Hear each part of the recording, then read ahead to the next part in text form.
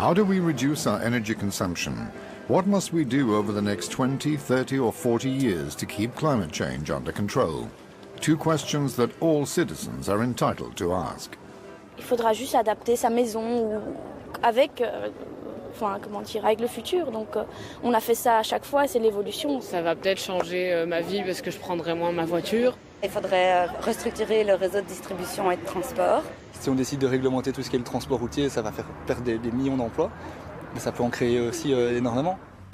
The European Commission has just brought out a roadmap, setting out a strategy to cut most of Europe's greenhouse gas emissions by 2050.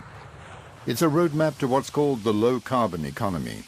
The aim? To fight climate change while conserving the best possible quality of life for the future.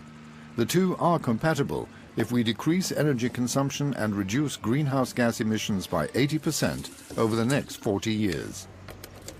There are many things with known technologies where we can still, if we start now, actually still have a good life, just a more intelligent life. It's not a life where it's grey and you cannot do this and you must not eat this and everything is prohibited. If we start now, we can make a smooth transition. The transition has been underway since the 1970s. Before the oil crisis, people did not think about how much fuel their cars consumed.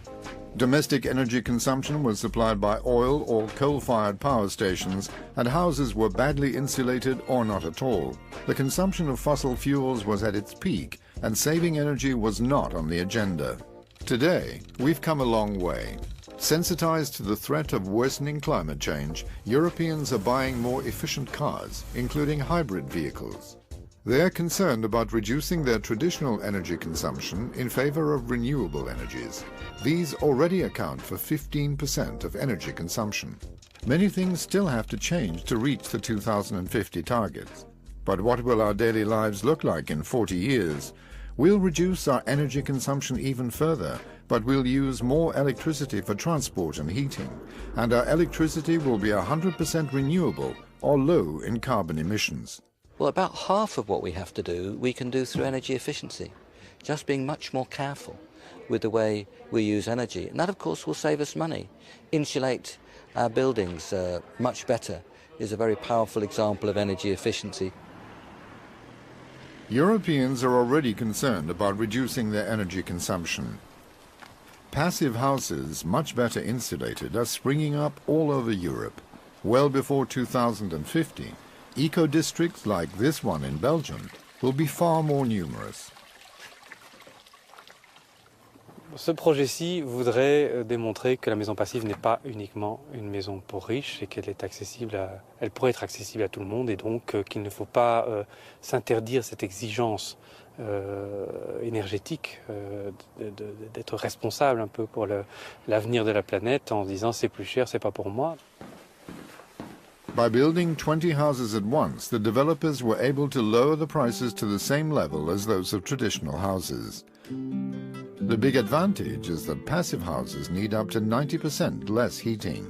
Pour être très concret, on a reçu la première facture globale d'électricité qui équivalait un tout petit peu inférieure à la facture d'électricité qu'on avait dans la maison d'avant. La seule chose, c'est qu'on n'a pas frais de gaz. The city of 2050 is just around the corner, in Denmark. At first sight, Frederikshavn looks like any other European city. The difference is that it already has an energy plan to reduce CO2 emissions. In 4 years' time, it aims to be the first city in the world that's 100% green. Vi har besluttet, at vi skal ikke opkræve større skatter eller større afgifter hos den enkelte, for at det her det kan lykkes. One key aim of the project is to improve the energy efficiency of the houses. Here, most of the housing was built in the 60s and 70s, and so it's poorly insulated. Renovation is needed. And at low cost, owners are motivated to have the work done. Sådan en villa her, den koster typisk 12.000 kroner at isolere, og besparelsen er tjent hjem i løbet af 2,5 år for sådan nogle mennesker her. Og samtidig med, så sparer de 1,2 ton CO2-udledning på den her proces. The renovation of the houses offers another advantage, job creation at local level.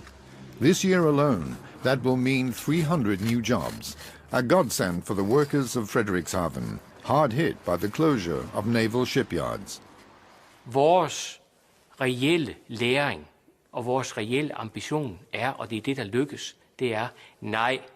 At lukke gammel virksomhed er ikke en katastrofe, når man tænker sig om og får skabt nye jobs i den grønne verden. Og der er masser af nye jobs i den grønne verden. The second initiative of the project is to supply the city with renewable energy. Frederikshavn is already anticipating the modus operandi of 2050 by linking several energy sources. Wind turbines and solar panels for electricity, solar heat for the central water heating system, biofuel for transport. Jeg tror, at i fremtiden, det vil være mange år, før man får tung trafik over på elektricitet, så derfor er man nødt til at have en anden vedvarende energiform, og der er biogassen altså rigtig, rigtig god til den tunge transport. The car of 2050 already exists. It's electric, but it has the inconvenience of a limited range of use, but that will improve over the coming decades. Wenn wir einen Zeitstrahl in die Zukunft wählen, dann wird man in den nächsten 30, 40 Jahren sicherlich die Reichweite verdoppeln, den Energieinhalt verdoppeln, die Kosten mindestens um den Faktor 3 senken und Fahrzeuge in den Markt bringen, die auf die Elektromobilität zugeschnitten sind. Having more electric cars on the road powered by clean electricity will also be better for our health. If we had in Brussels or in Copenhagen or in Berlin more electrical cars, we would have less air pollution, a fewer number of children would get asthma, lung problems, fewer would have to stay at home from work because they are feeling sick, and so on and so forth. So there are some co-benefits coming with an intelligent way of moving into a low-carbon society. The European Commission is encouraging Europe's member states to create their own national roadmaps. By moving to a low-carbon society, Europe is seizing opportunities for new growth and new jobs.